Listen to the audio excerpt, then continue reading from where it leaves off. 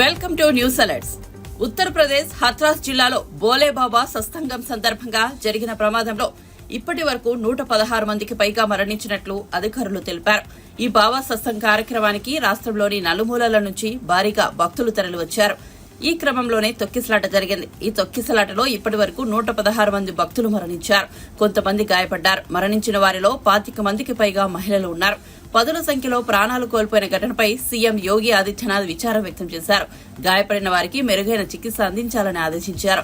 ఈ ఘటనపై సమగ్ర విచారణ చేపట్టాలని 2 మంత్రులతో పాటు డీజీపీ, పోలీసు ఉన్నతాధికారులను హత్రాస్ ఘటన స్థలానికి వెళ్లాలని సీఎం ఆదేశాలు జారీ చేశారు.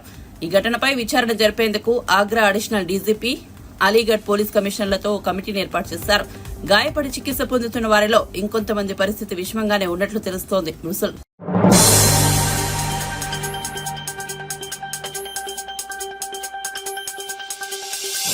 ఆంధ్రప్రదేశ్ లో వైసీపీ అధికారం కోల్పోయిన విషయం తెలిసిందే. టీడీపీ, జనసేన, బీజేపీ కూటమి అధికారంలోకి వచ్చిన విషయం తెలిసిందే.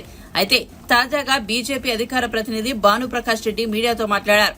ఏపీ మాజీ సీఎంగా జగన్మోహన్ రెడ్డి అయినప్పటికీ నుండి టీటీడీ ఆయన ఎస్టేట్ గా మారిపోయిందని తెలిపారు. టీటీడీ ఎస్టేట్ ఆఫీసర్ గా ధర్మారెడ్డిని నియమించుకున్నాడని, 2020లో టీటీడీ నిధులను దారి మళ్లించే ప్రయత్నం చేశారు. 5 సంవత్సరాల అవినీతిపై ప్రభుత్వం విజిలెన్స్ విచారణకు ఆదేశించింది. అసలు విచారణ టీటీడీ విజిలెన్స్ పై జరగాలన్నారు. ఆ విభాగం ఇన్ని ఏళ్లు నిద్రపోయింది. ఎంత అవినీతి జరిగినా పట్టించుకోలేదు. ఇంజనీరింగ్ పనుల్లో కరుణాకర్ రెడ్డి కమిషన్లు తీసుకున్నారు. త్వరలో సీఎంని కలిసి ఫిర్యాదు చేస్తున్నామని తెలిపారు. ఆధ్యాత్మిక రాజధాని తిరుమల దురదృష్టవశాత్తు గత 5 సంవత్సరాలుగా ఏ రోజైతే జగన్మోహన్ రెడ్డి గారు ఆంధ్రప్రదేశ్ రాష్ట్ర ముఖ్యమంత్రిగా ప్రమాణ స్వీకారం చేశారో ఆ రోజు నుంచి తిరుమల తిరుపతి దేవస్థానాలు జగన్మోహన్ రెడ్డి ఎస్టేట్ గా మారిపోయింది. ఆ ఎస్టేట్ ఆఫీసర్ గా నియమ నిబంధనలకు వ్యతిరేకంగా ధర్మారెడ్డి అనే వ్యక్తిని అక్కడ ఎస్టేట్ ఆఫీసర్ గా నియమించుకొని మేనేజర్లుగా, అంటే ఆ ధార్మిక సంస్థకి ధర్మకర్తల మండలి ఉండి ఆధ్యాత్మిక భావన, భగవత్ చింతన, భగవంతుడి మీద నమ్మకం, భక్తి ఉన్న వారిని ధర్మకర్తల మండలి సభ్యులుగా నియమించే సాంప్రదాయం జరుగుతూ ఉంది. కానీ జగన్మోహన్ రెడ్డి గారు వచ్చిన తర్వాత 81 మందితో ధర్మకర్తల మండలి నియమించారు. మిత్రులారా, దాని మీద భారతీయ జనతా పార్టీ నేనే వ్యక్తిగతంగా రాష్ట్ర హైకోర్టుని ఆశ్రయిస్తే 52 మందిని అబియన్స్ లో పెట్టడం జరిగింది. 52 మందిని. అంతేకాకుండా ఆ 81 మందిలో 52 మంది పోయిన తర్వాత మిగతా బోర్డు మెంబర్లో క్రిమినల్ రికార్డ్స్, నేర చరిత్ర ఉన్న వాళ్ళని ధర్మకర్తల మండలిగా నియమించారు. అధర్మకర్తలుగా మారిపోయింది అది. తెలంగాణ ప్రాంతం నుంచి ధర్మకర్తల మండలి ఒకరి మీద కేసు కూడా పెట్టడం జరిగింది. జైల్లో కూడా ఉన్నారు వారు. మిత్రులారా, జైల్లో కూడా ఉన్నారు. వారిని ధర్మకర్తల మండలి నుంచి తొలగించారు.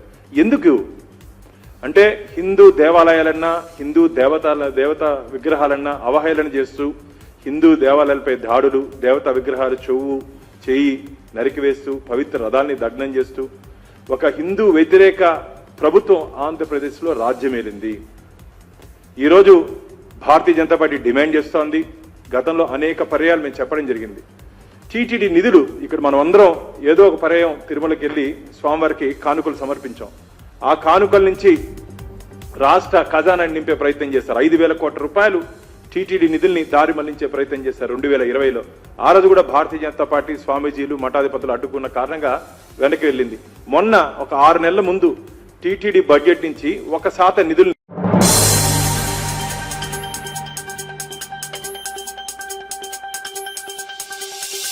దేశ చరిత్రలో ఎక్కడా లేని విధంగా పింఛన్ల పంపిణీ జరిగిందని మాజీ మంత్రి కేఎస్ జవహర్ అన్నారు. ఇచ్చిన హామీని 18 రోజుల్లోనే అమలు చేస్తూ కూటమి ప్రభుత్వం పింఛన్లను పంపిణీ చేయడం అభినందనీయమన్నారు. వైఎస్ఆర్సీపీ హయాంలో వాలంటీర్ల వంకతో వృద్ధుల ప్రాణాలు తీశారని ధ్వజమెత్తారు. వృద్ధుల శాపమే జగన్ కు తగిలిందని విమర్శించారు. అలాగే చంద్రబాబు మార్కు చూపేలా 1వ తారీఖునే ఉద్యోగులకు జీతాలు ఇచ్చారన్నారు. ఒక నాయకుడికి, నేరస్తుడికి పాలనలో ప్రజలు తేడా గమనిస్తున్నారని తెలిపారు. రాష్ట్రంలో మున్ముందు అభివృద్ధి, సంక్షేమం జోడెద్దులా పరిగెడుతున్నాయని ధీమా వ్యక్తం చేశారు. కూటమి ప్రభుత్వం రాష్ట్ర ప్రజల సంక్షేమానికి కట్టుబడి ఉందని జవహర్ స్పష్టం చేశారు. అందరితో కలిపి నిన్న పెన్షన్ల పంపిణీ అనేది ఏ విధంగా చేశారో మనం అందరం కూడా చూసాం. పెన్షన్ల పంపిణీ ఒక విధంగా మనం చూస్తే, ఇంకో విధంగా పెన్షన్లు ఏ విధంగా పెంచారు, ఎంతమందికి ఇచ్చారు అనేది కూడా ఈరోజు చూస్తా ఉన్నాం. రౌతు కొద్ది గుర్రం అని గతంలో జగన్మోహన్ రెడ్డి ఏదైతే చేశాడో అది చంద్రబాబు నాయుడు గారు చేయకుండా ఈరోజు 1వ తారీఖునే వాళ్ళకి అందరికి కూడా పెన్షన్ల పంపిణీ చేయడం అనేది చారిత్రాత్మకమైనటువంటి విషయం. అందులో అంతేకాకుండా సాక్షాత్తు ఒక ముఖ్యమంత్రి ఒక పేదవాళ్ళ ఇంటికి వెళ్ళి వాళ్ళకి పెన్షన్ అందజేసి వాళ్ళ కళ్ళల్లో ఆనందం చూసినటువంటి పరిస్థితి చూస్తూ ఉంటే ఈ రాష్ట్రంలో నిజమైనటువంటి ఆపద్బాంధవుడు ఎవరైతే ఈ పెన్షన్ల కోసం ఎదురు చూస్తూ ఉన్నారో, ప్రభుత్వ ఆసరా కోసం చూస్తూ ఉన్నారో వారందరికీ కూడా చంద్రబాబు నాయుడు గారు దేవుడైనటువంటి పరిస్థితి ఈరోజు మనం చూస్తూ ఉన్నాం. పెన్షన్లు అనేది జగన్మోహన్ రెడ్డి 5 సంవత్సరాల్లో 1000 రూపాయలు పెంచడానికి 750 రూపాయలు పెంచి ఆఖరి నెలలోనో 1000 పెంచినటువంటి పరిస్థితి. అదే చంద్రబాబు నాయుడు గారు కేవలం 18 రోజుల్లో 1000 రూపాయలు పెంచినటువంటి పరిస్థితి. అంతేకాకుండా పెన్షన్ చరిత్ర ఒకసారి తీసుకుంటే అన్న నందమూరి తారక రామారావు గారు 30 రూపాయల పెన్షన్ని ఆ రోజు వృద్ధులను చూసిన తర్వాత ఆయన ఇచ్చినటువంటి పరిస్థితి దేశ చరిత్రలోనే ఎక్కడా లేదని విధంగా ఆయన చేసినటువంటి పరిస్థితి. ఆ రోజు ఉన్నటువంటి పెన్షన్ 30 నుంచి 75 చేశాక 75 నుంచి 200 చేయటం, అదేవిధంగా 200 నుంచి ఒకేసారి చంద్రబాబు నాయుడు గారు 1000 రూపాయలు చేయటం, 1000 నుంచి 2000 చేస్తే జగన్మోహన్ రెడ్డి పూర్తిగా 5 సంవత్సరాల్లో ఆయన చేసింది. కానీ చంద్రబాబు నాయుడు గారు కాకుండా ఇతరులు చేసింది ఏదన్నా ఉంటే కేవలం 1100-1200 రూపాయలు మాత్రమే పెంచినటువంటి పరిస్థితి. చంద్రబాబు నాయుడు గారు ఒక్కళ్ళే 2845 రూపాయల పెన్షన్ని ఈరోజు పెంచినటువంటి పరిస్థితి చూస్తూ ఉంటే ఎవరైతే పేదలు ఉన్నారో, ఎవరైతే వృద్ధులు, దివ్యాంగులు, అదేవిధంగా వితంతువులు ఉన్నారో వాళ్ళకి చంద్రబాబు నాయుడు గారు ఈరోజు పెంచినటువంటి పెన్షన్లు వాళ్ళు ఈ సమాజానికి బరువు కాదు, ఈ సమాజం యొక్క బాధ్యత, సమాజం బాధ్యత అంటే ప్రభుత్వం బాధ్యత అని ఆయన ఈరోజు వాళ్ళు తీసుకున్నటువంటి పరిస్థితి చూస్తూ ఉన్నాం. ఈరోజు ఆయన పెంచినటువంటి పెన్షన్లు ఎవరైతే ఎన్నికల ముందు ఆయన వాగ్దానం చేసి ఏప్రిల్, మే, జూన్ కలిపి వాడు పెంచినటువంటి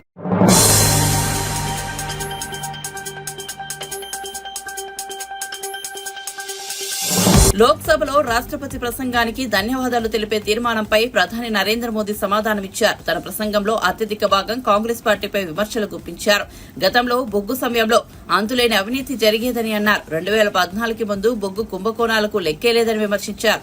ఇతర రంగాల్లోనూ స్కామ్లు చోటు చేసుకున్నాయని తెలిపారు. 2014కి ముందు దోషులు చట్టం నుంచి తప్పించుకునేవారని వ్యాఖ్యానించారు. తాము అధికారంలోకి వచ్చాక పరిస్థితి మారిందని, 2014 తర్వాత దోషుల ఇళ్ల వద్ద కూడా బుల్లెట్ల వర్షం కురిసిందని మోదీ అన్నారు. తాము వచ్చాక తీవ్రవాదంపై ఉక్కుపాదం మోపామని స్పష్టం చేశారు. आदरणीय सभापति जी, हमें हर कसौटी पर कसने के बाद देश की जनता ने ये जनादेश दिया है।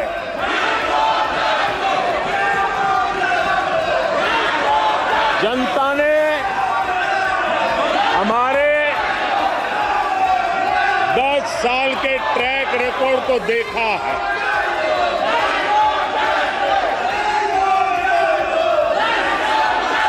जनता ने देखा है कि गरीबों के कल्याण के लिए हमने जिस समर्पण भाव से जन सेवा ही प्रभु सेवा इस मंत्र को चरितार्थ करते हुए हमने जो कार्य किया है उसके कारण 10 साल में 25 करोड़ गरीब गरीबी से बाहर निकले। देश की आजादी के कालखंड में इतने कम समय में इतने लोगों को गरीबी से बाहर निकालने का ये सफल प्रयास इस चुनाव में हमारे लिए आशीर्वाद का कारण बना है। आदरणीय सभापति जी, हम 2014 में जब पहली बार जीत करके आए थे तो चुनाव के अभियान में भी हमने कहा था कि हमारा करप्शन के प्रति 0 टॉलरेंस रहेगा। और आज मुझे गर्व है कि हमारे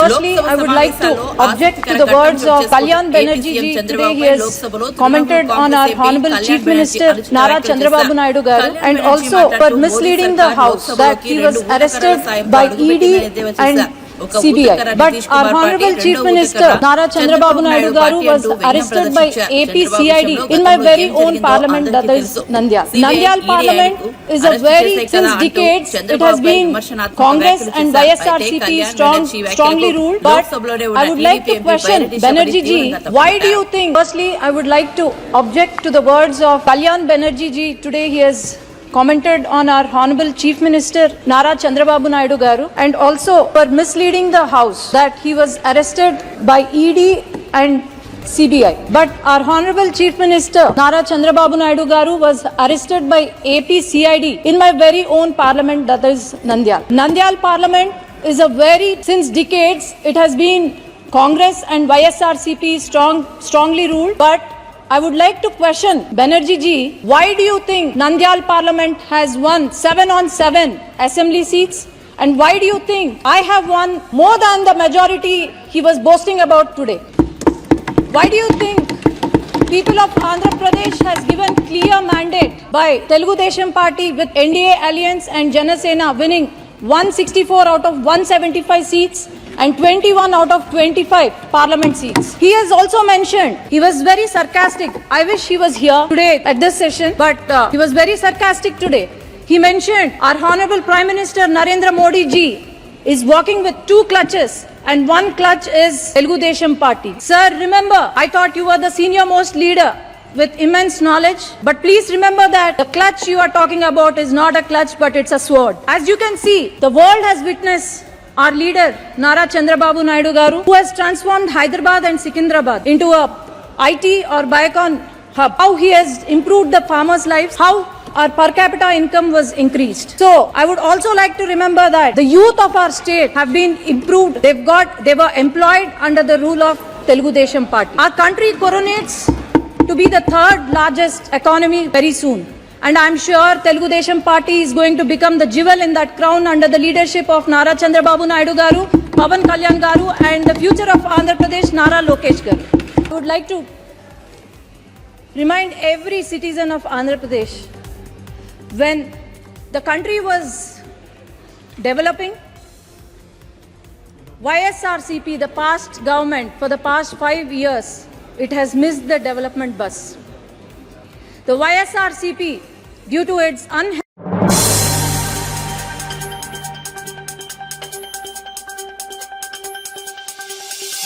సొంత నియోజకవర్గం పులివెందల వెళ్లి అక్కడి నుంచి బెంగళూరు వెళ్లిన మాజీ ముఖ్యమంత్రి వైసీపీ అధినేత జగన్ నేడు రాష్ట్రానికి తిరిగి వచ్చారు. బెంగళూరు నుంచి గన్నవరం ఎయిర్పోర్ట్ కు చేరుకున్నారు. గన్నవరం ఎయిర్పోర్ట్ లో ఆయనకు వైసీపీ శ్రేణులు ఘన స్వాగతం పలికాయి. జగన్ కు స్వాగతం పలికిన వారిలో మాజీ మంత్రులు పేర్ని నాని, మేరుగ నాగార్జున, వెల్లంపల్లి శ్రీనివాస్, ఎమ్మెల్సీలు లేళ్ల అప్పిరెడ్డి, తలసిల రఘురాం, మొంటితోక అరుణ్ కుమార్, మాజీ ఎమ్మెల్యేలు మల్లాది విష్ణు, సింహాది రమేష్ బాబు, దూలం నాగేశ్వరరావు, కైలే అనిల్, బెజవాడ మేయర్ రాయన భాగ్యలక్ష్మి తదితరులు ఉన్నారు.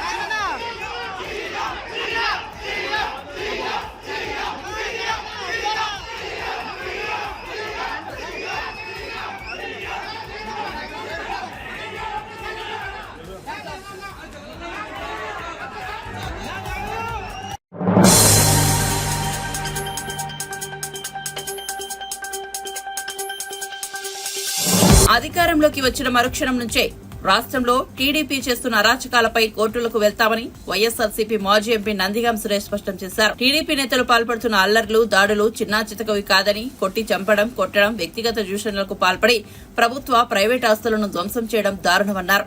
అధికార మదంతో ఇష్టానుసారం వ్యవహరిస్తే ప్రజల్లో తిరుగుబాటు వస్తుందని తెలిపారు. రాష్ట్రంలో ఇన్ని దారుణాలు జరుగుతున్నా సీఎం చంద్రబాబు మౌనంగా ఉన్నారని, ప్రజలకిచ్చిన హామీలు మర్చి ప్రతిపక్షాలపై కక్ష తీర్చుకునే పనిలో నిమగ్నమయ్యారని దుయ్యబట్టారు. తాడేపల్లిలోని వైఎస్సార్ కాంగ్రెస్ పార్టీ కేంద్ర కార్యాలయంలో మాజీ ఎమ్మెల్యే కైలే అనిల్ కుమార్ తో కలిసి నందిగాం సురేష్ మీడియాతో మాట్లాడారు. ప్రమాణ స్వీకారం చేసే 12వ తారీఖు దాకా మీకు సమయం ఉంది, మీ ఇష్టానుసారం అన్నట్టుగా చేయండి అన్నట్టుగా టీడీపీ నాయకుల డైరెక్షన్ లో ఆ పార్టీ కార్యకర్తలు, ఆ పార్టీ నాయకులు చేసిన అరాచకాలు 1, 2 కాదు. రాష్ట్ర దేశ చరిత్రలో ఏ రాష్ట్రంలో కూడా జరగనన్ని ఈ రాష్ట్రంలో జరిగాయి. గత 5 సంవత్సరాలు జగన్మోహన్ రెడ్డి గారు పాలన చేశారు. ఎక్కడన్నా ఇబ్బంది కలిగితే జగన్మోహన్ రెడ్డి గారే డైరెక్ట్ గా పిలిచి వార్నింగ్ లాగా మాట్లాడేవాళ్ళు. అలాంటి పరిస్థితి నుంచి సాక్షాత్తు పార్టీ అధ్యక్షులు, పార్టీ నాయకులు, పక్కన ఉన్న లోకేష్ గారు వీళ్ళందరూ కూడా మీ ఇష్టానుసారం మీరు చెయ్యండి అని చెప్పిన విధానం మనందరం కూడా కొంచెం ఆశ్చర్యానికి లోనైనప్పటికీ ప్రజలందరూ అవకాశం దేనికి ఇచ్చారయ్యా అంటే,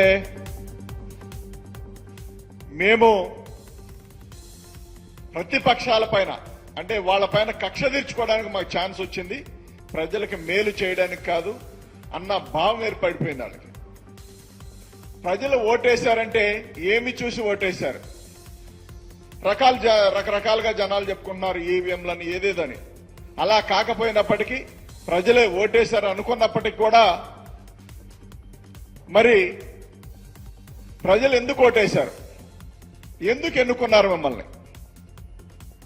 ఇదే ద్వారానైతే పోతే వైఎస్ఆర్సీపీ ఏమీ చేయకపోయినా తప్పుడు ప్రచారాలు చేసి అది చేసింది ఇది చేసిందని చేసి తద్వారా కొంత లబ్ధి పొంది ఇంతకంటే బెస్ట్ పాలన ఇస్తాం, ఇంతకంటే మరి బ్రహ్మాండమైన అవకాశాలు కల్పిస్తామని చెప్పి నిరుద్యోగులకు, అవ్వాతాతలకి రకరకాల ఆశలు పెట్టారు.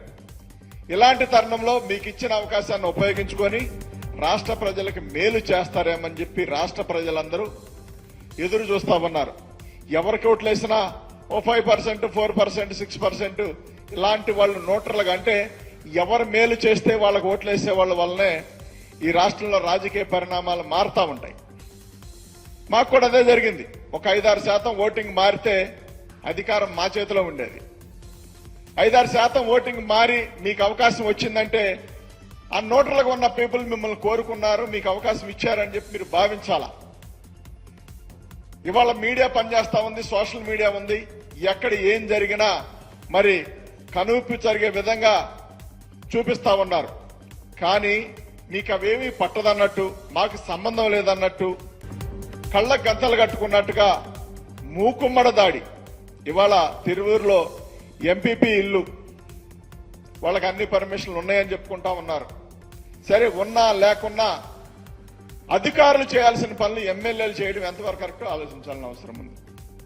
దాంతో అధికారులకు మీరు ఆర్డర్ ఇస్తే తప్పు ఉంటే వాళ్లే నోటీసులు ఇచ్చి వాళ్లే దానికి పరిష్కారం చూస్తారు. తగదనమ్మా అని ర్యాలీగా కొంతమందిని తీసుకొని జేసీబీలు తీసుకొని వెళ్లి ఇళ్లు పడగొట్టే పరిస్థితులు చేస్తా ఉన్నారంటే మనం ఎటుపోతా ఉన్నాం, ఈ రాష్ట్రాన్ని ఎటు తీసుకుపోవాలనుకుంటా ఉన్నారు. లేదు, 5 సంవత్సరాలు ఛాన్స్ ఇచ్చారు కాబట్టి ప్రతీకారం ద్వారానే వెళ్దామా, ప్రతీకారమే తీర్చుకుందామా, లేదు ఈ 5 ఏళ్లు పాలన చేసి మళ్ళీ ఇంతకంటే best.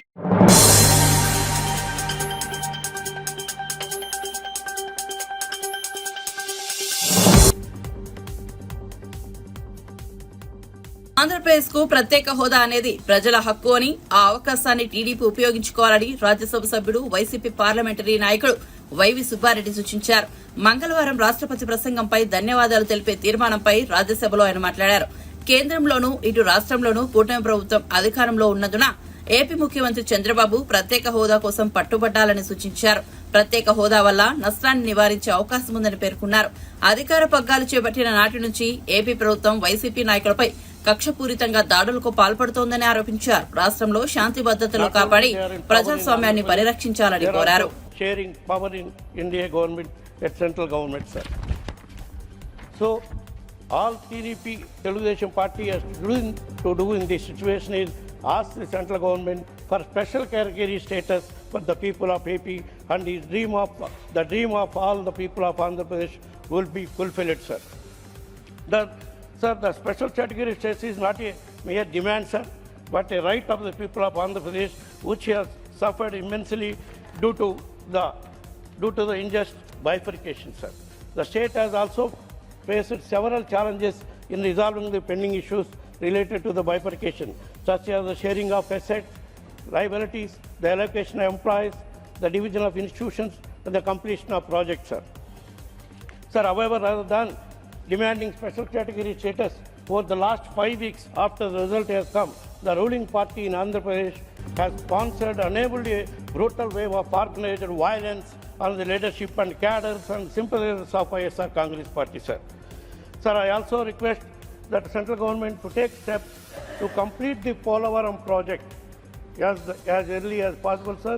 Necessary funds may be sanctioned for the speedy completion of the Polavaram project, sir. I would like to request to central government, sir, to stop the privatization of Vizag steel plant, sir. And I also request Finance Minister to sanction sufficient funds to revive the plant as a special package, and also government to provide captive mines on a preferential leases to Vizag steel plant, sir. Sir,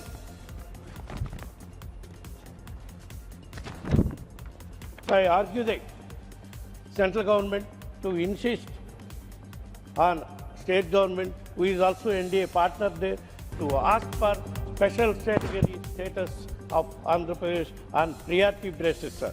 So I argue through you, sir, to take the steps that peace is restored, democratic practices are followed in our state of Andhra Pradesh, sir.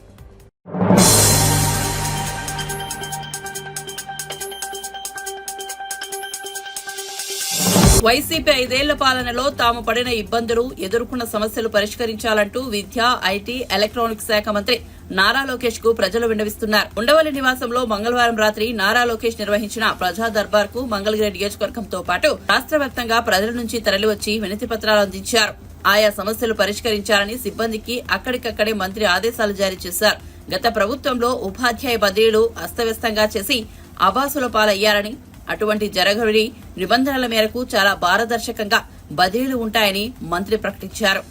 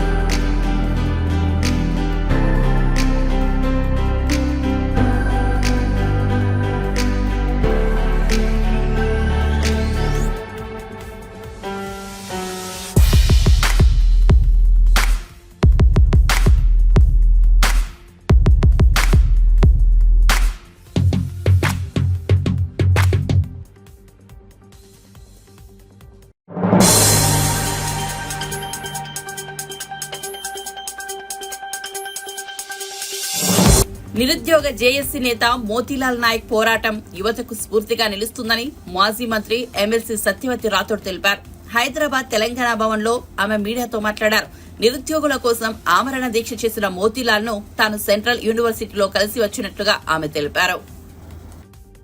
TRS పార్టీగా మా సంఘాల తరఫున కూడా వాళ్ళకు మద్దతుగా అండగా ఈ ప్రభుత్వం దిగి వచ్చి వాళ్ళకి ఇచ్చిన హామీ నెరవేర్చే వరకు తప్పకుండా వాళ్లకు మద్దతుగా ఉంటామని చెప్పి ఈ సందర్భంగా తెలియజేస్తూ మనస్ఫూర్తిగా మోతీలాల్ని అభినందిస్తూ మోతీలాల్ ఆరోగ్యం కుదుటపడాలని తను తొందరగా కోలుకోవాలని వేల మంది లక్షల మందికి స్ఫూర్తినిచ్చిన మరి మోతీలాల్ ఇంకా ఆరోగ్యంగా ఉండాలని ఆ భగవంతుడిని నేను ప్రార్థిస్తూ ఈ రాష్ట్ర ప్రభుత్వాన్ని డిమాండ్ చేస్తూ ఉన్నాం.